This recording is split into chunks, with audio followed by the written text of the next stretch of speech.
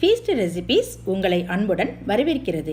இன்றைக்கி நம்ம சூடான அதிகம் சத்து கொண்ட புரோட்டீன் தன்மை கொண்ட அதே நேரத்தில் மருத்துவ குணம் உள்ள நாட்டுக்கோழி குழம்பு இதை எப்படி செய்கிறதுங்கிறத பற்றி தான் இன்றைக்கி நம்ம பார்க்க போகிறோம். இந்த நாட்டுக்கோழி குழம்பை நம்ம சாப்பிட்றதுனால சளி, இருமல், உடல் அசாதித்தன்மை, பெண்கள் டெலிவரி நேரத்தில் கூட இதை நம்ம அதிகமாக எடுத்துக்கிட்டோம்னா உடல் நல்லா சுறுசுறுப்பாகிடும், நல்லா இருக்குங்க. இந்த நாட்டுக்கோழி குழம்பு idli, dosa, chapati, parotta, white rice and pulao also.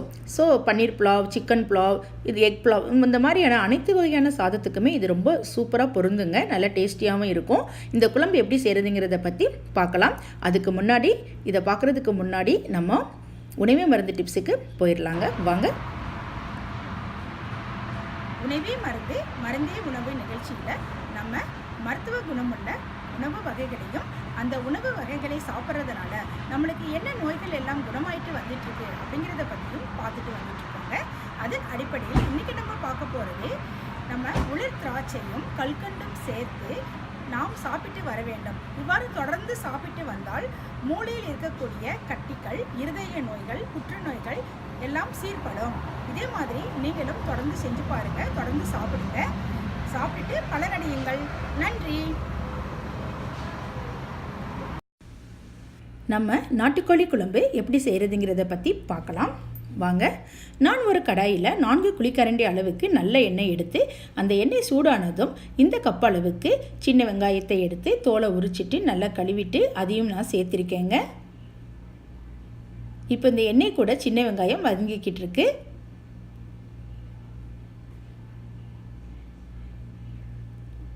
அடுத்ததாக 4 ஸ்பூன் அளவுக்கு சீரகமும் சேர்த்துக்கிறேன்.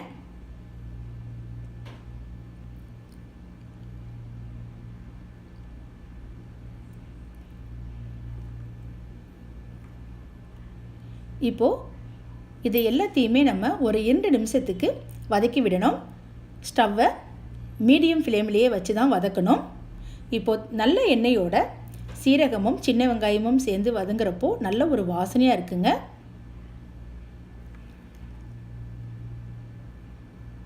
நம்மளுக்கு சின்ன வெங்காயம் ரொம்பவும் வதங்கிடக்கூடாது. அதனால் நம்ம கேஸ் ஸ்டவ்வை மீடியம் ஃப்ளேம்லேயே வச்சு பக்கத்துலேயே இருந்து நம்ம இதை வதக்கி விடணும். இப்போது நம்மளுக்கு இந்த பக்குவம் வந்ததுக்கப்புறமா கேஸ் ஸ்டவ்வை சிம்மில் வச்சுக்கிறணும். இந்த மாதிரியான வெங்காயம் ஒரு பக்குவம் கிடைக்கும். அப்போ நம்ம கேஸ் ஸ்டவ்வை சிம்மில் வச்சுக்கிட்டு திரும்பவும் 1 நிமிஷத்துக்கு வதக்கணும்.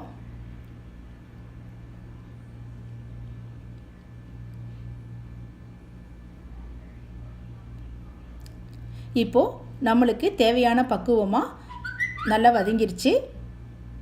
இந்த நேரத்தில் நம்ம வீட்டில் இருக்கக்கூடிய குழம்பு மசாலா தூளை 4 ஸ்பூன் அளவுக்கு எடுத்து சேர்த்துக்கிறணும்.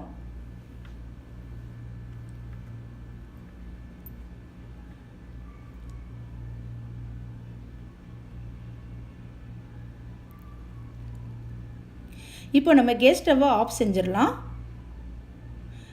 இப்போ நம்ம இந்த மசாலா தூளை வெங்காயத்தோட நல்லா நம்ம கலக்கி விட்டுறலாம்.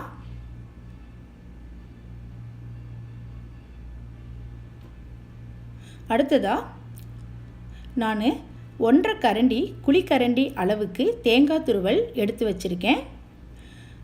அதையும் நான் இந்த மசாலாவோட சேர்த்துக்கிறேன். இப்போ நம்மளுக்கு இந்த குழம்பு மசாலாத்தூள், வெங்காயம் எல்லாம் ஏற்கனவே நல்லா சூடாக இருக்குது. அந்த சூட்டோட இந்த தேங்காய் துருவலையும் சேர்த்து நம்ம போடுறப்போ தேங்காய் துருவல் சீக்கிரமாக நம்மளுக்கு வதங்கிடுது. இப்போ இது எல்லாத்தையுமே நல்லா மிக்ஸ் பண்ணி விட்டுட்டு கொஞ்சம் நேரம் நம்ம ஆற விட்டுறலாம். அதுக்கு அடுத்ததாக மிக்ஸி ஜாரில் சேர்த்து தேவையான அளவு தண்ணி சேர்த்து நம்ம நல்ல ஃபைன் பேஸ்ட்டாக அரைச்சி எடுத்துக்கிறோணுங்க.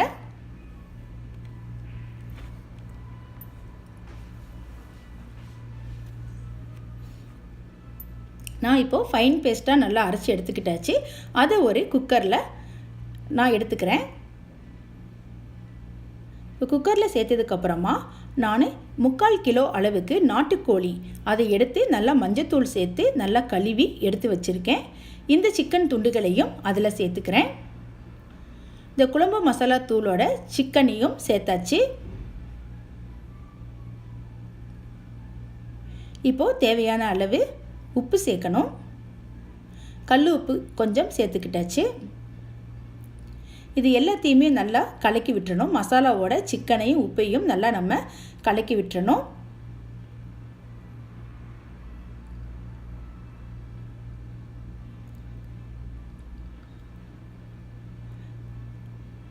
இந்த மாதிரியாக நல்லா கலக்கினதுக்கு அப்புறமா நம்ம மிக்ஸி ஜாரில் இருக்கக்கூடிய மசாலாக்களில் கொஞ்சம் தண்ணி சேர்த்து அந்த தண்ணியையும் நம்ம இதில் சேர்த்துக்கிறணும். அதுக்கு அடுத்ததாக 4 கப் அளவுக்கு தண்ணியை நம்ம சேர்த்துக்கிறணும். சேர்த்து இது எல்லாத்தையுமே நல்லா கலக்கி விட்டுறணும். நாட்டுக்கோழி குழம்பு ரொம்ப தண்ணியாகவும் இருக்கக்கூடாது, ரொம்ப கெட்டியாகவும் இருக்கக்கூடாது, மீடியமாக இருக்கணும். அதனால தான் நான் இந்த அளவு சொல்லியிருக்கேன். அடுத்ததாக 1 ஸ்பூன் அளவுக்கு மிளகாத்தூள் சேர்க்கணும். நம்மளுக்கு ஏற்கனவே குழம்பு மசாலா தூளில் மிளகாவத்தல் சேர்த்து தான் அரைச்சிருப்போம்.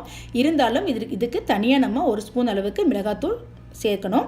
இப்போ இது எல்லாத்தையும் நல்லா மிக்ஸ் பண்ணி வச்சு நம்ம இந்த குக்கரில் 8 விசில் விட்டு இந்த நம்ம நல்லா ஆறுனதுக்கப்புறமா இந்த மாதிரி நம்ம திறந்து பார்த்தோம்னா பாருங்கள், நாட்டுக்கோழி குழம்பு ரெடி ஆயிடுச்சு.